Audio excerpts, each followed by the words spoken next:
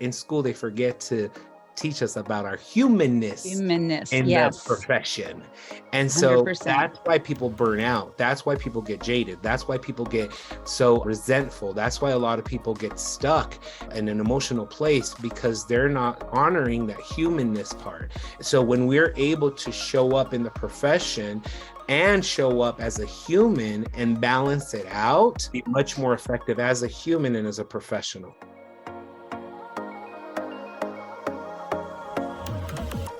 Welcome to the Colleague Down the Hall podcast. This episode is sponsored by the Collab Oasis Clinical Consultation Groups.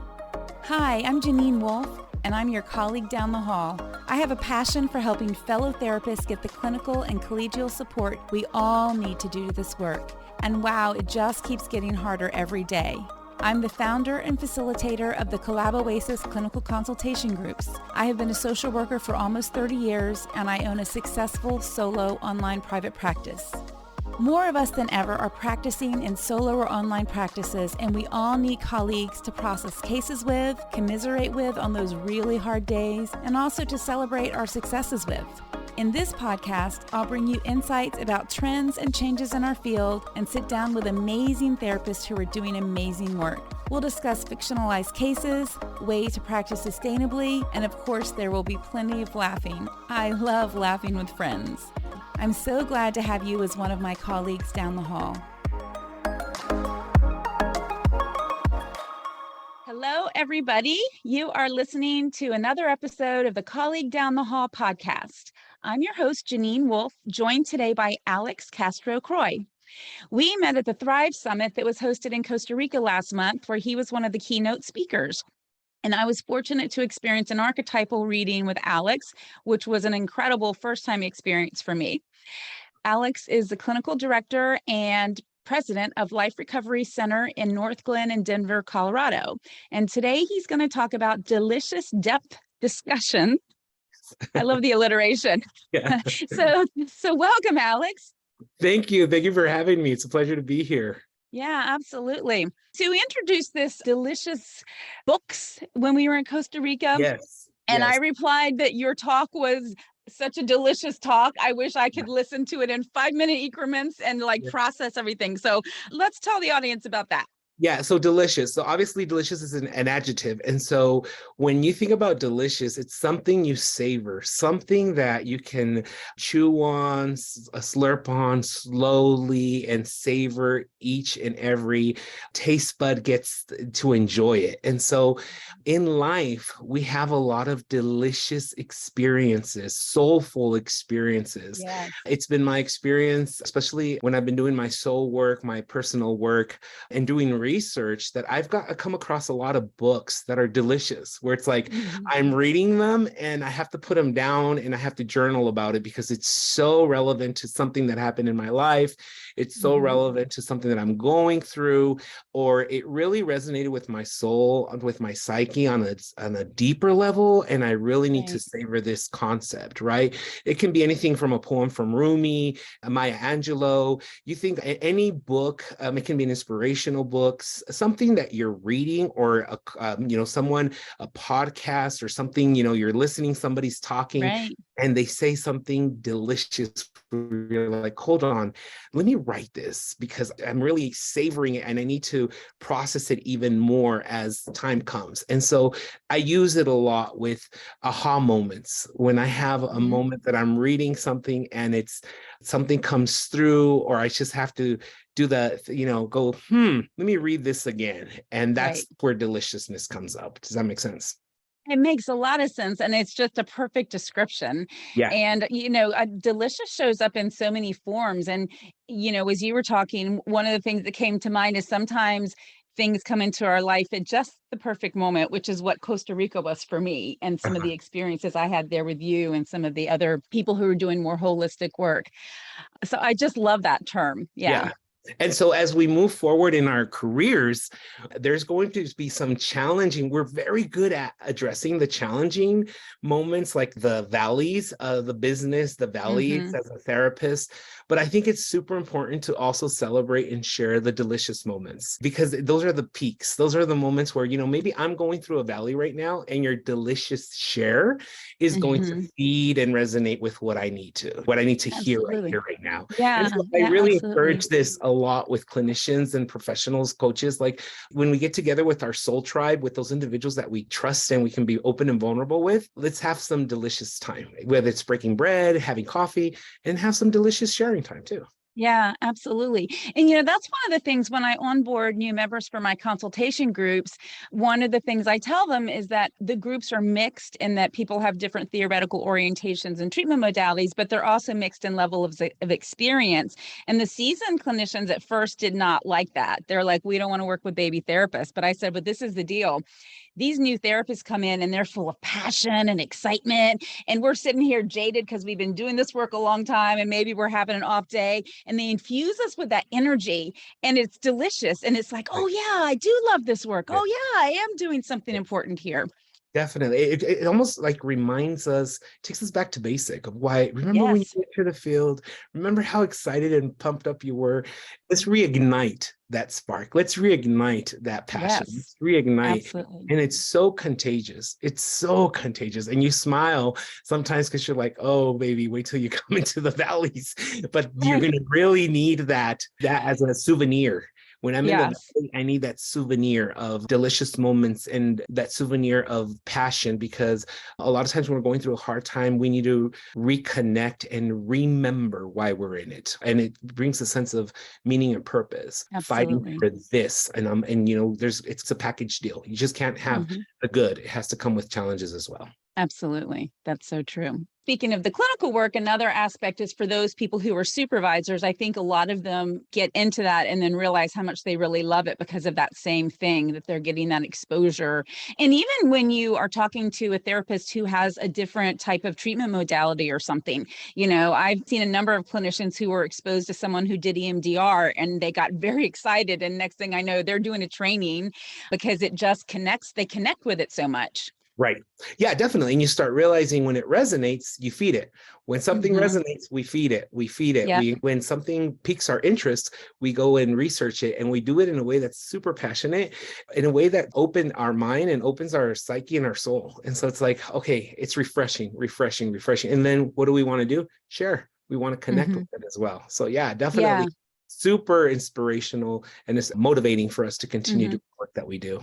Yeah. Yeah, absolutely. And since the pandemic, so many of us have been so burnt out with, the toll of the pandemic itself, having a shared experience with all of our clients, the influx of people looking for therapy and all that. So I think it's important to keep in mind that we can seek those things out, to be constantly looking for opportunities to be inspired by someone else, to get their deliciousness. And I think the gift that came with the pandemic is return to soul. We were so used to do, meetings, get up and go, appointments. We got so into the do, the masculine components of our job, right? That we tend to disconnect. Not all, we tend to disconnect, get busy with the doing and forget the being. And when COVID hit, the pandemic hit, we were forced to shut down. We were forced to be. We were forced to acknowledge our thoughts, our emotions, our souls. Now we have to have conversations with ourselves of what now? Where am I at? Where am I going? How did I get here? And how am I going to connect? Now that I'm connecting with myself, who do I really connect with out here that's aligned?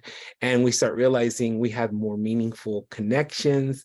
We have more intentional ways of connecting. And when we do connect, we want to make sure that we get reciprocated. If whatever I give, I want to make sure I want to get it back. And if it's not reciprocated, then I have to set a boundary there, which regardless is healthy.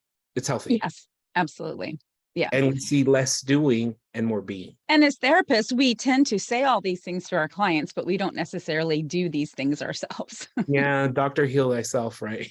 Exactly. Yeah. But I think that's also when the pandemic hit, it was an invitation for us to be with us. You be with yourself, sit with yourself and I call it functional analysis. Do an analysis of your functionality. How are you functioning as a therapist? How are you walking the walk and talking the talk? And it's not a sense of shame or humiliation. It's accountability. We just have to be accountable for ourselves. And the level of awareness. There's the level of awareness that comes that once we become aware, we can't go back to being ignorant. Once we become aware, and that in itself is a gift, because now we have that aha moment and it reminds us of the areas that we need to work on within ourselves. Yeah, absolutely. Yeah. And so my journey with the pandemic was a little bit different. I transitioned to all online therapy in 2019 and was starting a new business in 2020. And so I was crazy busy. I didn't like, all of my friends were like, we're cleaning out our closets, we're doing all this stuff. I'm like, oh my gosh, I'm seeing more clients than I've ever seen. And I'm training local therapists how to do online work. And I'm just like, yeah. So I think that I didn't get that chance to be with myself. I was watching other people do it. But again, I do have that strong masculine side to me. So it was do, go, go, go.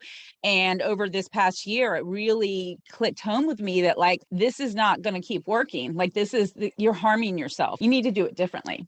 Yeah, it's almost like a call to acknowledge your humanness and how it's aligned or misaligned with your being. Does that make sense? So you start realizing, oh, wait a minute, there's something I'm doing that's when you start seeing a lot of people feel exhausted. It's like, I feel like I'm doing, but I'm not feeling fulfilled. It's like, okay, there's a misalignment there. And that's part of that's the conversation. Here's a delicious depth discussion. If your soul can ask something of you right now, what would it ask of you? Go to Costa Rica, go to a retreat, disconnect, take some days off. You know, if we were to ask, if I'm feeling stressed and overwhelmed, what is my psyche and soul asking of me right now, right here, right now? Absolutely. And be able to answer that authentically and genuinely, like, I need some time off. Absolutely. Yeah. And I'm a big proponent of encouraging therapists to make sure they're putting themselves in the equation, because we're not taught that in school. We're taught that it's all about the client. We show up for them. We meet whatever needs they have. And realistically, there are times that we need to say no to a client or refer out a client that is exhausting us because they're not the right fit. And there's another therapist who that's their ideal client. And so working sustainably, looking at your schedule, how many back-to-back sessions can you do before you're done? And all of those things, and making sure that work-life balance is there. Right. This resonates a lot of the trainings that I do, especially with professionals. I always do the PERMS intervention, the PERMS inventory. PERMS is an acronym. When you as clinicians show up in the room, I want you to be mindful of your PERMS. P, physically, how are you showing up? Did you eat? Are you hydrated? Did you sleep? How are you feeling physically? E, emotionally. How are you feeling in your emotional state? Are you stressed? Are you overwhelmed? Are you nervous? Is something happening in your personal life that's not allowing you to be present with the client right here and now? Because the client's going to feel that. They're going to be mindful that something's off, or you weren't there 100% because emotionally you were preoccupied with your son being sick at home, right? The R is relational. What is the relationship that you have first with yourself? For example, if I'm second guessing myself and I'm having doubts about a client or doubts about a modality, let's say EMDR or my CBT concepts that I'm using or bringing to the table, am I second guessing myself because of an insecurity that I have, or because I don't feel like the client is a good fit and I'm forcing myself to work with the client? And so therefore I'm second guessing my skills because it's just not a good fit, and it has nothing to do with you, but the way you're showing up is you're showing up with self-loathing, self-doubt, imposter syndrome. Yeah, imposter syndrome, definitely. And then the second piece is relationship that you have with others, meaning how is my relationship with others? If I'm in the middle of a divorce, if I'm in the middle of grief because I lost my parent, how is that impacting how I show up right here, right now? Am I congruent? Am I aligned in this moment as in my role as a professional, right? And so you said that's the R. The M is mentally. What are my thoughts, my values, and my beliefs right now? Let's say we have one client. I'm pretty sure we all had that one client that's, my goodness, we're going in circles and we're not moving, we're not progressing. And when before the client comes in, you're already like, ugh, I don't want to deal with this client. You And just look at the schedule in the morning and you're like, oh, yeah, exactly. Let's be realistic. That's part of our humanness. There's yes, nothing wrong absolutely. with that. That's part of Absolutely. us being human. There's an intersectionality between the profession and human that cannot be separated, but needs to be looked at, respected, honored, and set boundaries with it. And so when that humanness shows up, what do I need to do? Do I need to refer out? Do I need to have a heart-to-heart conversation with the client and check in and see what's going on so that I can address, or do I need clinical consultation? Do I need supervision around this? Right. See, this is all check in on yourself as a human. And then the S is spiritually. What am I doing to replenish my soul? What am I doing to replenish my meaning and purpose? You know, for Costa Rica, for all of us, it was beautiful, inspirational. It was so full. It was so full on on all 5 domains. We got fueled physically, emotionally, relationally, mentally, and spiritually. And so you saw that 100%. 100%. So then when we think about our roles as professionals, we need to think, we need to do that functional analysis within those 5 domains in our PERMs. How are we showing up in these 5? You know, I do it this morning when I came in. How am I feeling? Oh, you know what? I need some more water. Let me go get some water. You know what? It's be mindful how I show up. And it becomes second nature. And you know what? If I'm sick, I'm calling out and I'm rescheduling, and that's okay. Because the professional cannot exist without the human. Right. But so many therapists, and I know I did this for years, you know, we don't feel like we're sick enough that we can cancel on our clients. So we work when we're sick, and that doesn't serve anybody, you know, but we feel like, okay, well, they're expecting me today. They're counting on me today. I have to be there. And I feel like the pandemic has given a lot of us a chance to kind of relook at some of these things that were sort of passed down to us in this field that aren't healthy, that don't, support us in the work that we're doing. I agree 100%. And, this is where, Janine, this is our soul tribe, because this is where we have to have, I am a huge proponent, and you've heard me say this a lot in my speaking, who is your soul tribe? Meaning, who are those professionals that are in the field with you, number one, that can honor, allow, and see you in the profession and as a human, and hold you accountable to. Right, right. I have this term that I have with my soul tribe called the VTEX. And I shared it with you guys, the VTEX. The VTEX is like, hey, VTEX, this is Alex as the human asking for feedback. And I'm VTEX, meaning it's a vulnerable text. Right. I'm feeling dysregulated. I'm upset. I just got this email from this client and I'm supercharged. Who can I talk to? Who's available? Absolutely. That is so important. Yeah. And then being able to have that feedback and say, no, Alex, you know what? It's not, you're reading too much into it, but what's really going on? I've had colleagues that are part of my soul tribe that tell me, hey, no, that's pretty clear cut, that you're reading too much into it. What's really going on? It's like, oh, I just had this situation with, X, Y, and Z, and I'm struggling with it. And I think I'm hyper vigilant and over analyzing. And so I'm reading this email and and they're like, no, that's your stuff. You're interjecting or you're projecting or misplacing a lot of, feelings, and you need to put yourself on check, and you need to put that. And I love that, because the whole tribe is going to do it in your best interest. Absolutely. I love that term, soul tribe. And I think we need to be really intentional about that. When I went into my solo private practice from a group practice, I was so unprepared for how lonely and isolated I was going to be, how my imposter syndrome went through the roof. And it made me realize I need to intentionally seek out colleagues. And we have different needs, and I have different colleagues that support me in different ways, and they don't all even know each other, but they're relationships that I have with these people because I respect them and we've connected on some level. And some of them I've never even met in person. I've met them online and we've developed, a tight bond, and maybe one day we'll meet, but who knows? But you start realizing there's that intention was set out there, and then you start Mhm. realizing serendipitous and synchronistically we connect and we Right. resonate what we're Mhm. saying, we feel it. And so those are the type of people we need to surround ourselves with, especially Absolutely. as we move forward with our vocation, because Mhm. with everything that's going on in the world, everything that's going on in our families, our communities, Yep. we have to be prepared to not only hold space for others, but also hold space for our loved ones and families, but Yes. mainly take care of ourselves. I agree. Yeah. So I want to go back a minute to the perms. I love that concept as a way to kind of start your day. And something that comes up in some of my groups is that someone will be working with a client that's the right fit, but it's really hard work.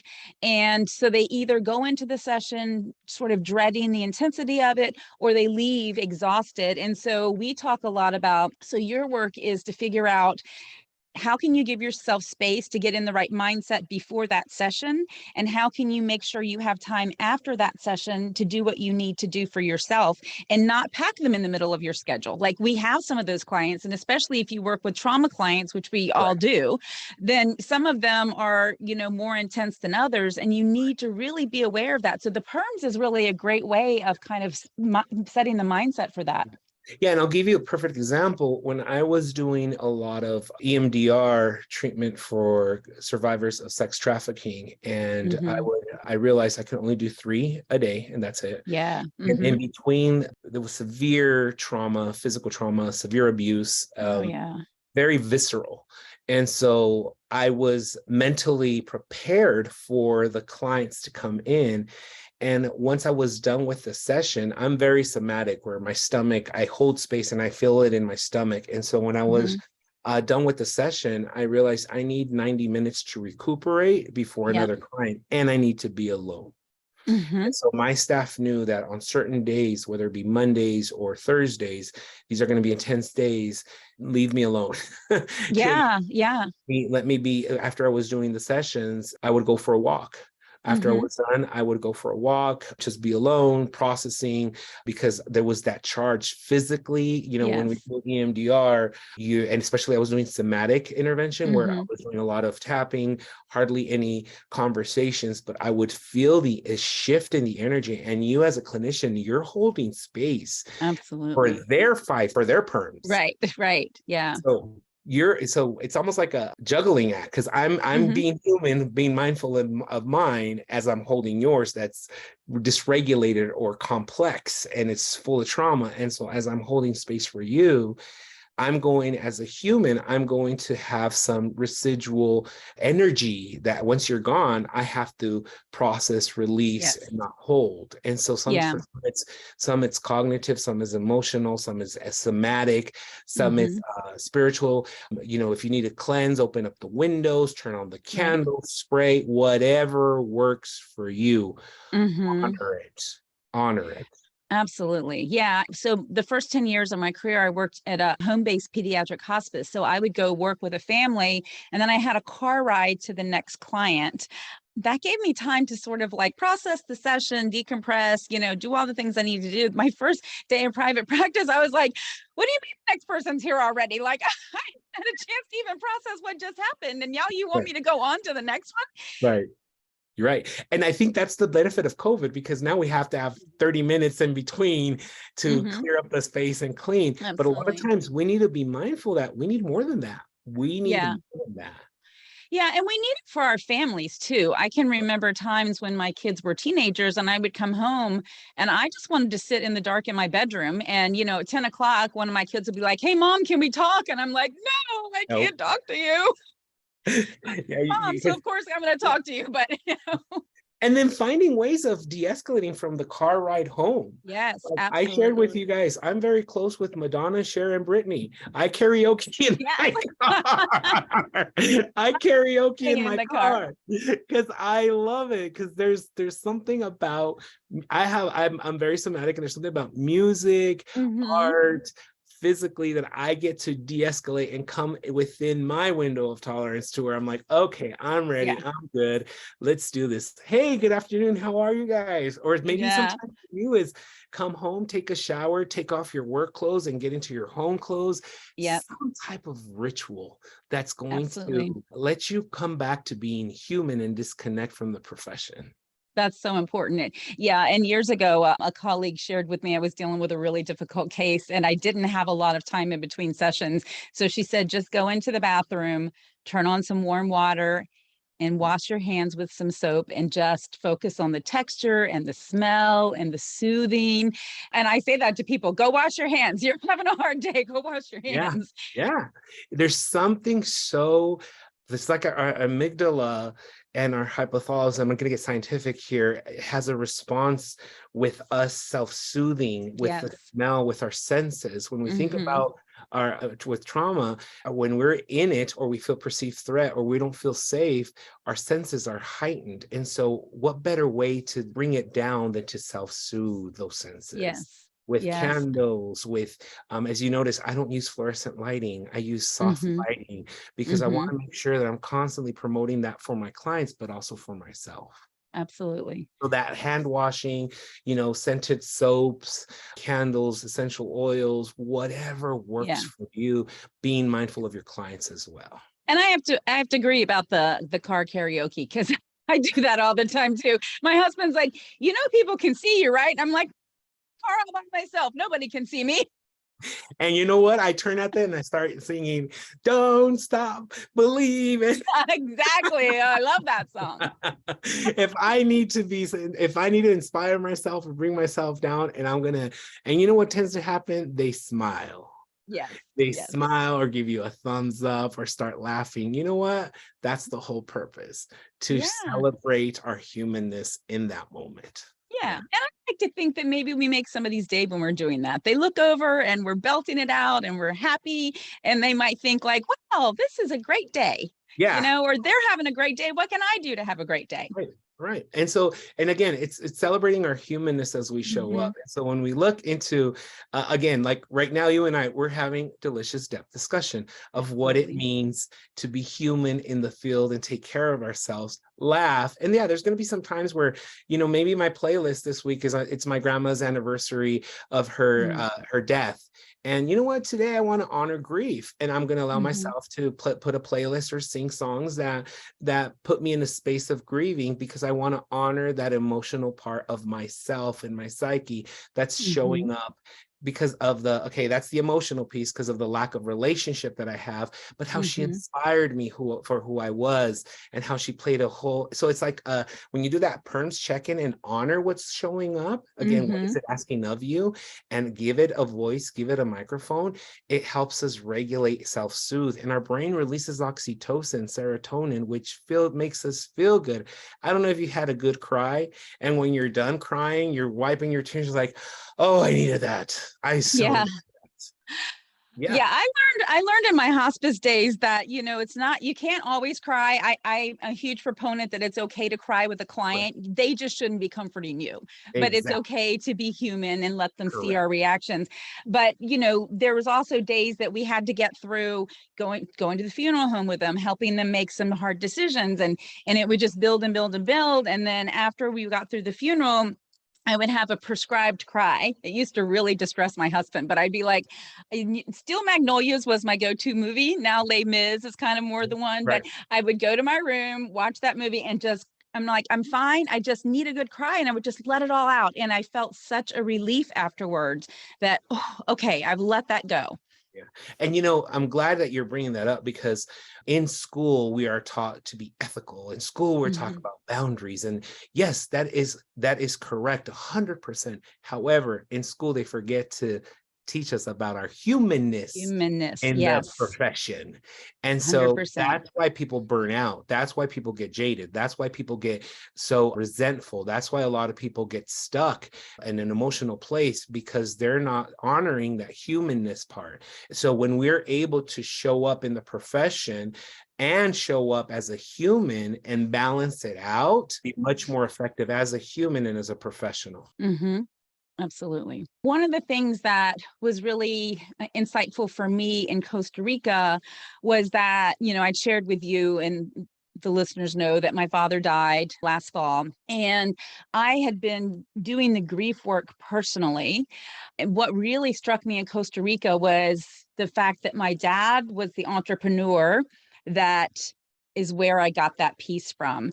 And I wasn't connecting those pieces, I knew there was some grief because his dementia started when I was starting my second business. And so he didn't really understand it. And that was sad for me, but I didn't connect on the deep enough level that this loss is impacting me in lots of ways that I wasn't acknowledging.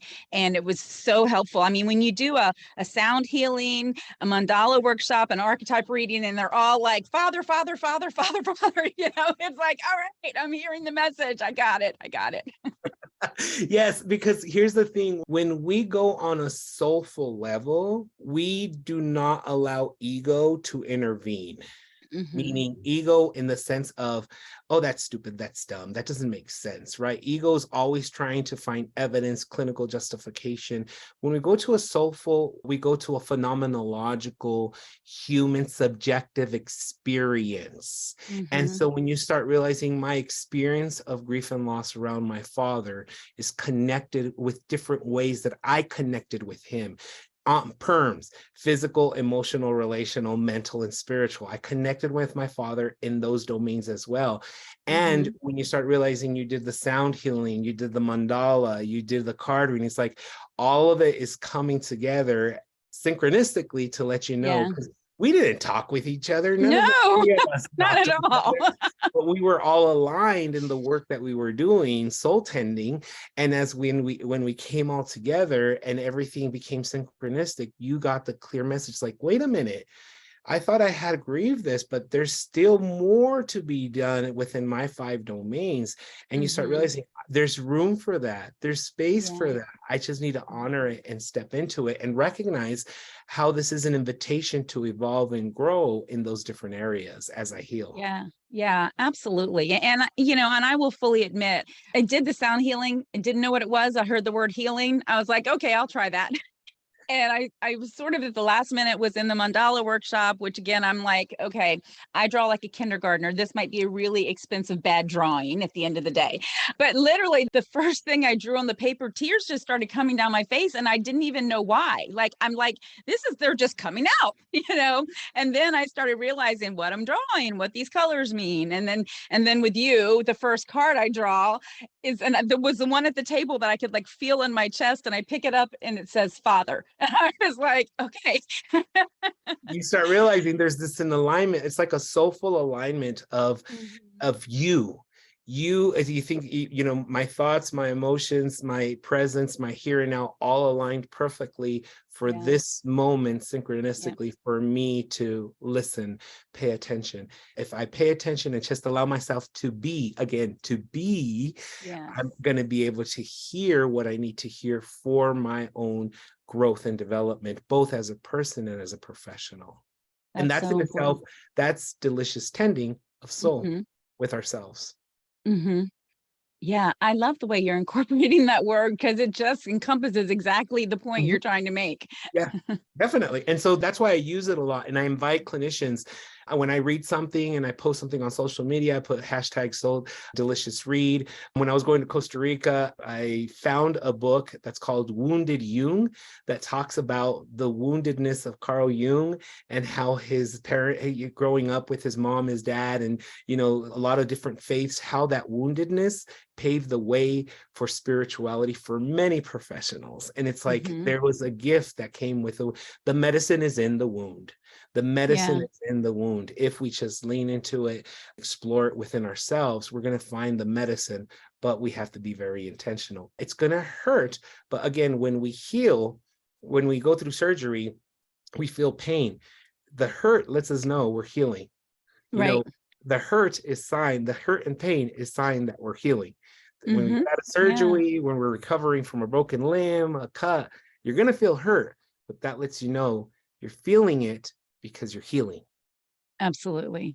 So lean into it. Yeah. And I think that's important to share with our clients too, because oftentimes they have to really go through some of the pain again before they can move on to a more healing path.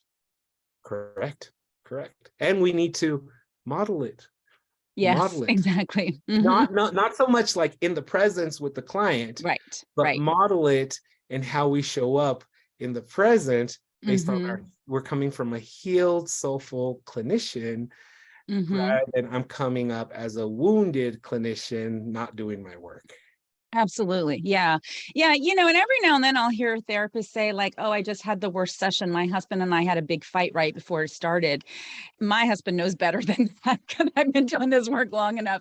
But that is a terrible way to start a session. And it's in the room, whether or not you are realizing how it's impacting you, how it might be impacting your client. Well, it is impacting your client. Maybe you're not aware, but it's so important to just even do those check-ins throughout the day. Like what has happened between that client and this client? Do I need any work to do, to be ready for this session? And I'll give you an example of how that showed up for me when I had a cold. I had a horrible cold, and I told my client, before we get started, I want to be very mindful. I'm getting over a cold, so if I sneeze and I blow my nose, I want you to know that I'm present, but physically, I just show up and let the humanness, let's name it for what it is. And like, oh, no, don't worry about it. We're good. Okay. And so I don't have to be self-conscious, because that puts a silencer on the inner saboteur in the middle of the session. What are they going to think? What are they going to feel? They're going to, they're probably going to, and it's like, okay, you silence that inner saboteur when you name it, call it, and you show up and say, hey, today, if you don't mind, I'm going to be blowing my nose, feeling a little under the weather. I'm not sick. I'm recuperating. They're like, oh, don't worry about it. Done. Let's go. Does that make sense? Yeah, absolutely. And for myself, I'm ADHD. And when I would see clients in person, at some point my leg is jiggling or I'm playing with my jewelry. And those are focusing techniques for me. And at some point, especially if I notice them really noticing, I would say, just to let you know, this is how I focus. I'm ADHD, and this is a technique that really helps me.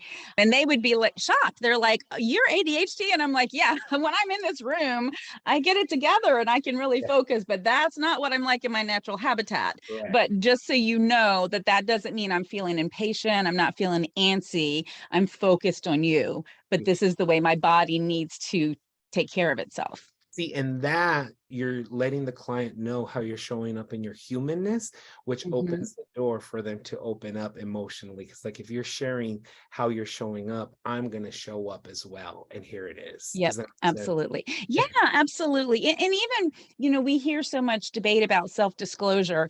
It's a tricky thing. My rule of thumb is, why am I sharing this? Is there a reason that this is going to benefit the client for me to share this? Because I think that that's another way we can bring our humanness into the session. If we have something that could be supportive of the experience they're having, or, some other aspect of the treatment, that it's okay. And some people just like lose their minds that you can never, ever do that. And again, I think this, like, they're trying to take our humanity out of us, and we're not robots. We are who we are in the room. Correct. Let me give you an example. I was working with a police officer, and he had witnessed somebody die by suicide. And as he showed up, somebody died by suicide, and the police officers like, do the report, to do the, do everything, have to go through the psychoevaluation, everything. And he's like, nobody once asked me whatsoever how this impacted me and how I'm doing. They would just want to know, am I ready to come back to work? How it's mainly the profession, not my human. And I'm tired. And he said, because he told me, he's one of the people that I work with, he said, I want to work with you because I heard that you care about the modality, but you care more about the human. And I was like, yeah, I do. And he goes like, I just want to cry right now. And I was like, then cry. Yeah. I don't want to say anything else. I just want to cry. Then cry. Yeah. And that's such a shortfall for us when working with people in those types of professions. A number of years ago in Virginia Beach, we had a mass shooting at our city complex, and they were bringing in therapists until they could get their ducks in a row to provide therapy. They were bringing in volunteer therapists. And one of the things that I did was a group. There was a police officer there, and he's like, we were in there and seeing all kinds of things. And like everyone's worried about the employees, as they should be, but this has impacted us greatly as well. And no one is talking about that. And it's not appropriate in our profession to talk about this. And I was so pleased that he felt like he could say that. And the people in the group were so supportive of him. And he said, I'm working on making some change. I'm working on seeing how we can bring this into our profession. And that was so incredible to me. Yeah, because it's we feel seen, we feel heard, aside from us professionals, but as humans. And when you hear me and you see me in my profession and in my humanness, you got credibility, you got my trust. There's a difference between the trusting party and the trustworthy party. I'm a trusting person showing up, and I feel seen. If I feel heard, you are trustworthy. I'm going to link up, I'm going to connect. And so that in itself fosters a space of soulfulness, humanness. Yeah. And so I'm going to connect with you. Yeah. Yeah, absolutely. And again, that's delicious. It is delicious. The time has flown by, Alex. This has been such a great conversation. I feel like when I talk to you, I learned so much in Costa Rica and now again today. I'm absolutely going to be in touch with having you on again. Yes, please do. Because I think you have so much great stuff to share. And in Costa Rica, you've had extensive training about Carl Jung's teachings and made me realize how I need to like revisit some of that. Like that really touched me in a way that I was like, I need to be more conscious of bringing some of that into my clinical work. Yes. So thank you so much for taking the time to join me today. Can you tell our listeners where they can find out more about what you have to offer, how they can connect with you, all those types of things? Yes. So I have, if you're in Colorado and you want to get services, you can go to Life Recovery Centers, all one word, .net. I'm sorry, liferecoverycenters.net. .net. Okay. It's .net. And so that's where I have a lot of my trainings. I think I sent you a lot of my podcasts, a lot of my educational stuff is in there as well. Now, consulting, if they want to reach out to me and do consulting and coaching, you can go to my private consulting website, which is transcendingconsultinggroup.com. That's transcendingconsultinggroup.com. You'll have all my information. You can reach out through there as well via email, and I'll be more than happy to work with you as well. And thank you. And thank you for this opportunity. Yeah. Oh, yeah, absolutely. Yeah. And so we'll put those links in the show notes. Yes. So for everyone listening, there are new episodes of the Colleague Down the Hall podcast every Thursday on all major platforms. Please remember, our work is hard and we need the support of colleagues to make it sustainable and enjoyable. Thank you so much for listening to the Colleague Down the Hall podcast. For show notes, links, and downloads, head over to colleaguedownthehall.com, where you'll be able to learn more about getting the clinical support you need and resources to help you work in a supported, sustainable way. If you've enjoyed this episode, please share with your therapy friends and colleagues. Subscribe to the podcast, and if you loved this episode, please leave a review.